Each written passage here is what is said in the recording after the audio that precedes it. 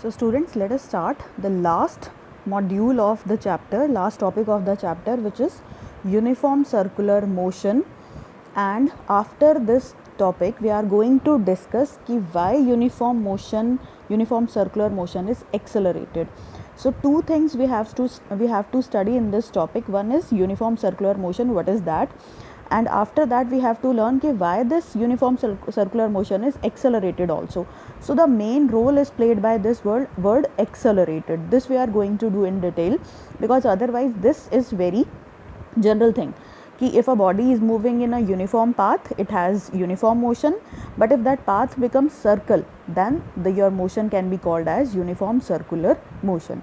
But how the twist takes place, that twist is basically due to accelerated word. So let us start with the topic first. First of all, I am going to take an example of a straight line path. This we have done a number of times earlier also. So on a straight line path, let me recapitulate कि s equals to s vector, distance equals to displacement. Why so? Because the body is in straight line motion and it has not changed its direction. So due to absence of direction change, if we divide this s and s vector by t, what quantities we are going to get? We are getting v speed and v vector, that is velocity. So time remains constant for traveling A to B, that is why v and v vector also becomes same. But this is possible only because the body has not changed its direction. Let us see that once again. This is straight line path, v is constant and direction remains same. But due to constant speed and direction, velocity also remains same. I have skipped this line. V vector also remains same, velocity is also same. But if the body has changed its velocity, then suppose it turned back, or it might go from one point B to some other point, or during this course of direction change, what happens? The velocity will remain not same, velocity will get changed. Why this get changed? Due to the change in direction, even though the body is traveling with same 10 meter per second. Let me make it more clear to you. Suppose A to B, the body has uniform velocity, uniform speed or velocity 10 meter per second, but the moment the body has turned back, it is coming back towards A. The body has changed its direction at this point B, that is why its direction keeps on changing, and now v vector and v are not equal, because v जो है वो आपका depend कर रहा है s के ऊपर. s तो आपका डिस्टेंस तो डबल हो गया, बट जब वो बॉडी वापस आई then displacement will be zero. So due to displacements value zero, the velocity comes out to be zero. तो जैसे ही आप डायरेक्शन चेंज करते हो तो आपकी वेलोसिटी क्या हो जाती है? ज़ीरो हो जाती है, भले ही आपकी स्पीड क्या रही हो? कांस्टेंट रही हो. Why this is so? Because we have learned earlier also कि velocity is what? Velocity is nothing but speed plus direction. If we remove this direction concept, then velocity is nothing. Velocity का कोई मतलब ही नहीं है, इसकी कोई existence ही नहीं है. Velocity is same as speed. But direction को consider करें अगर हम speed के साथ, तभी एक नई quantity आ जाती है which is called as v vector और velocity. तो यहाँ पर हमने speed का magnitude जो है, amount जो है वो 10 मीटर पर सेकेंड ही रखा, but direction change कर दी. That has remained same, but direction was changed, and due to change in direction, what we are getting? We are getting a different velocity. Means magnitude of the speed, magnitude of this velocity part was constant, but direction change होने से velocity picture में आई. velocity की existence की हम बात करने लगे. इसको और क्लियर करते हैं अभी हम और एग्जाम्पल से. Suppose we have taken a triangular path from A to B to C to A. The body has changed its direction at point B, at point C and at point A. अगर वो आगे move करेगा तब भी उसकी direction यहाँ पर change हो जाएगी. तो हर पॉइंट पर, A B C पॉइंट पर, हर कॉर्नर पर उसकी वेलोसिटी चेंज होगी. Why it is going to change? Because at every corner the body is going to change its direction, even though the body has same 10 metre per second speed. Magnitude भले ही speed का constant रहे, पर direction के change होने से velocity क्या हो जाएगी, चेंज हो जाएगी. तो here we have seen that every corner the body has changed its direction. So if we keep on increasing the number of corners, number of edges, then what will we are going to see? We are going to see that velocity keeps on changing frequently. Very oftenly the velocity is going to change. So let us come to this example. Now we have a square or rectangular path. So this has 4 corners. So at every corner the velocity is going to change even though the speed remains constant. भले ही आप 10 metre per second से move कर रहे हो तो speed तो क्या हो गई आपकी कांस्टेंट, और वेलोसिटी हर इस पॉइंट पर, हर ABCD पॉइंट पर, हर कॉर्नर पर चेंज हो जाएगी ड्यू टू डायरेक्शन का चेंज. तो वेलोसिटी में क्योंकि हम ये दोनों देख रहे हैं तो वेलोसिटी के चेंज के लिए क्या रिस्पॉन्सिबल है, ये कॉर्नर्स रिस्पॉन्सिबल है. Now let us come to a pentagon which have 5 sides. So at every corner again the velocity is going to change. Similarly, this is a hexagon having 6 sides. So at every corner the body is going to change its direction and hence velocity also keeps on changing. Now after this let us come to octagon which has 8 sides. तो हर 8 sides पर, हर 8 points पर, 8 corners पर जो body है वो अपनी direction change करेगा. This is a nonagon.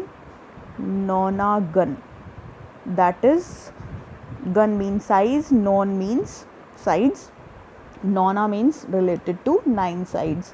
तो यहाँ पर 9 साइड्स हैं, 1 2 3 4 5 6 7 8 9 साइड्स हैं यहाँ पर. तो हर 9 कॉर्नर्स पर यहाँ पर जो बॉडी है, ये जो A से I तक पॉइंट्स हैं, इन पर बॉडी की वेलोसिटी बार बार चेंज होगी. This is a decagon, means a geometrical figure that has 10 sides, और हर कॉर्नर पर, यहाँ तक I थे, यहाँ पर हमारे पास J आ गया, and at every point, every corner the body is going to change its direction and hence velocity. तो यहाँ तक हमने क्या देखा कि this figure is approaching a circle. So if you keep on increasing the number of sides, what we are going to have, we are closely approaching a circle. So let me show you this with the help of examples given in your book. Rectangular path, a hexagonal path, an octagonal path, and this is closely approaching a circular figure. If you keep on increasing the number of sides, this geometrical figure, these sides keep on turning to a circle. तो क्यों होगा ये, क्योंकि sides जो हैं वो आपकी बढ़ती जा रही हैं, कॉर्नर्स जो हैं वो आपके बढ़ते जा रहे हैं, और हर थोड़े थोड़े पॉइंट्स के बाद आपकी साइड, जो आपकी जो डायरेक्शन है वो चेंज हो रही है. तो हर थोड़े थोड़े टाइम के बाद चेंज होना, इसका मतलब आप एक सर्कुलर पाथ के ऊपर जा रहे हो, क्योंकि सर्कल में कोई भी एक साइड नहीं होती है, पॉइंट्स के ऊपर चीज़ें चेंज होती रहती हैं. तो इसका मतलब इस तरह से हम धीरे धीरे, अगर हम बार बार अपनी डायरेक्शन को एक क्लोज्ड पाथ में टर्न करते रहेंगे, means we are going around the circular path. तो अभी हमने यहाँ तक क्या किया कि we have started from a straight line path and we have come over to a decagon, and which leads to an other. If you keep on increasing the number of sides, then we are going to approach towards a circle. तो circular motion का concept तो आ गया यहाँ तक. अब हमने यहाँ पर क्या देखा कि स्पीड भले ही कांस्टेंट थी, तो स्पीड कांस्टेंट थी मतलब motion was uniform, motion was uniform, but motion uniform था तो इसलिए हमने उसको क्या बोल दिया कि यूनिफॉर्म सर्कुलर मोशन. तो एक पार्ट तो हमारा हो गया कि when a body is in circular path and if its speed remains constant, then body is said to be in a uniform circular motion. Now the question arises, how can you call this motion as uniformly accelerated motion, or how will you say that a body in a circular motion and moving with uniform speed has acceleration also? See, what we have done that speed is constant but velocity changes due to change in direction. So whenever velocity changes, then we talk about acceleration. तो यहाँ पर जो velocity का change है that is not because of magnitude की वजह से नहीं है, ओनली बिकॉज ऑफ डायरेक्शन. पर डायरेक्शन ने भी वेलोसिटी को चेंज किया है, तो वेलोसिटी चेंज हुई है. That means there must be some acceleration associated with that. So that is why the motion in a circular path, even though it is uniform. Uniform we use word specially for the magnitude of velocity, and the magnitude of velocity is just the number which is called as speed. तो speed भले ही constant है, but due to change in direction the motion is called as accelerated. So if we are going to move in a circular path, then what will be the velocity or speed of the body, means magnitude क्या होगा उसकी speed या velocity का.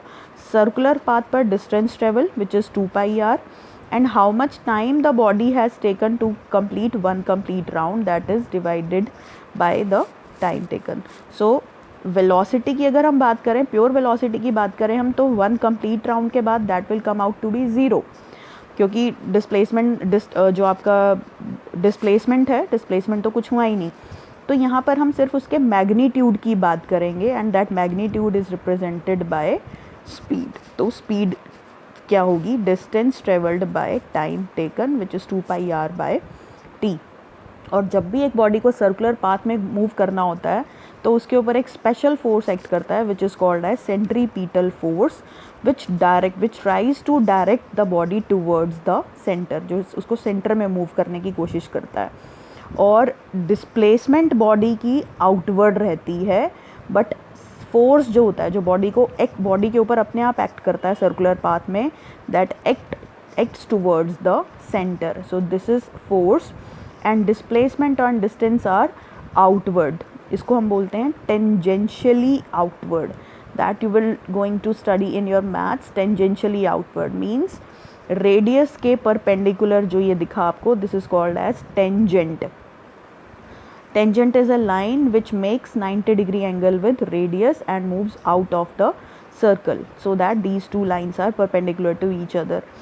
सो displacement or distance and force applied on the body in a circular path are perpendicular to each other, and this we called as the distance is tangentially outward and force is towards the center की तरफ लगता है कि the force acting on a body in a circular path tends to move you towards the center, but actually body कहाँ move कर रही है, outward. जैसे एक यू टर्न लिया आपने एक राउंड अबाउट के अराउंड, यहाँ आपकी कार है, आप मूव कर रहे हो, तो जैसे ही आप अपना इंजन के ऊपर फोर्स लगाते हो, अपने स्टीयरिंग के ऊपर फोर्स लगाते हो, तो वो आपको टुवर्ड्स सेंटर की तरफ लेके जा रहा है.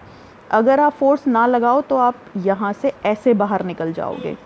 इसका और एक एग्जांपल है कि एक साइकिल का टायर या बाइक का tyre, if it is struck in a mud pit, and if you keep on pressuring the accelerator, then what will happen, all the mud or all the dust particle moves out of that pit tangentially outward, and your tire and your wheel keeps on rotating in circular path. गड्ढे में अगर एक tyre फंस गया है तो क्या होगा कि आप स्पीड प्रेस किए जा रहे हो, एक्सेलरेटर बाइक का या स्कूटर का प्रेस किए जा रहे हो, तो वो टायर जो है या व्हील जो है वो सर्कुलर मोशन में घूमता रहेगा, और मड उस टायर से फ्लाई ऑफ करती रहेगी टेंजेंशियली बाहर की तरफ. ये आप अपनी साइकिल के व्हील को भी रोटेट करके देख सकते हो. साइकिल का व्हील रोटेट करो at a very high speed, and keep a pen और पेंसिल और अ ब्रूम स्टिक, जो झाड़ू का एक तिनका होता है, उसको आप उसके नीचे लगा दो, टायर के नीचे लगा दो, और टायर को बहुत हाई स्पीड से मूव कराओ, तो you will see that all the mud stuck into the grooves of, जो टायर के बीच में ग्रूव्स बने होते हैं, जो छोटे छोटे पार्ट्स लाइक होते हैं, जो उसमें अनइवननेस डालते हैं फ्रिक्शन के लिए, तो उसके अंदर जितनी भी मिट्टी फंसी हुई होगी, that comes out tangentially out of that tyre.